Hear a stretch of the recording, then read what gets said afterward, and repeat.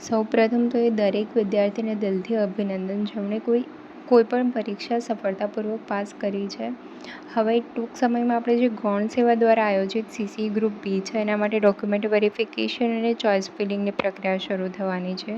સો એવા મિત્રો કે જેમણે ગ્રુપ એ પાસ કરી ચૂક્યા છે અથવા તો ગ્રુપ બી કરતાં કોઈ ઊંચા પદ પર પસંદ થયા છો, તમે પ્લીઝ ઓપ્ટ આઉટ કરી લો, જેથી અન્ય વિદ્યાર્થીઓને નોકરી મેળવવામાં મદદ થઈ શકે.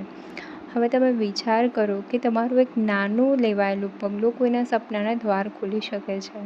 યાદ કરો એ દિવસો જ્યારે તમે સરકારી નોકરી માટે સંઘર્ષ કરતા. અસંખ્ય પ્રયાસો અને અનેક નિષ્ફળતાઓ પછી તમને સફળતા મળી છે. આજ પણ ઘણા વિદ્યાર્થીઓ એ જ સંઘર્ષમાં છે.